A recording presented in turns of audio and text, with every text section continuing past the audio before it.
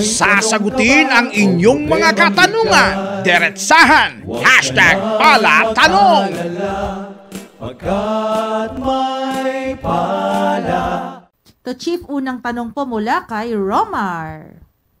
Chief Acosta. Ako po ay isang seaman na pumirma ng Philippine Overseas Employment Administration contract. Ako po ay na-repatriate ng aking employer matapos na ako ay atakihin sa puso. Ako ay pinadala sa accredited physician ng aming employer dito sa Pilipinas upang matignan at maoperahan. Subalit nung ako ay nag-claim ng sickness at disability benefit, ito ay tinanggihan ng aking employer at agency sapagkat ang aking sakit di umano ay pre-existing condition bago pa man ako makasakay ng barko. Iyon po ba ay tama? Salamat po, Chief.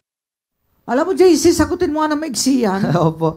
Meron pong decision po ang Korte Suprema dyan. Ang Skippers United Pacific po versus Lagne noong August 20, 2018 po, sinabi po ng Korte Suprema na para malaman po kung babayaran pa ang isang sakit na may kaugnay po sa trabaho ng isang empleyado, ay sapat na po na yung uri po ng trabaho ng empleyado ay nagsanhi o nagpalala po sa kanyang karamdaman. Gayon din po, kahit na ang kanyang sakit ay nakuha po bago man siya pumasok sa nasabing trabaho. Ganun pa man, sinabi rin po ng Korte Suprema sa kaso pong Riliera versus United Philippine Lines po, na desisyonan po noong August or June 23, 2020 po.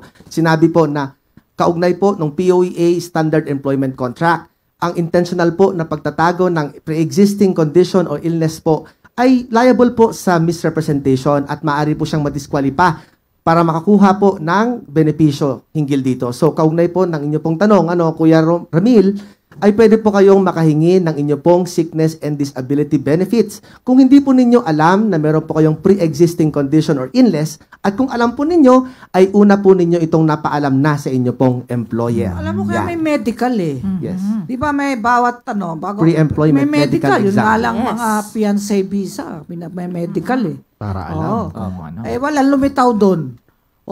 Lumitaw, siya, physically fit, tsaka sa nagkaroon ng sakit. Paano naman ko isasabihin ng kumpanya na, alam mo na yan, bakit nagsinungaling ka? Nag-medical eh. Wala eh.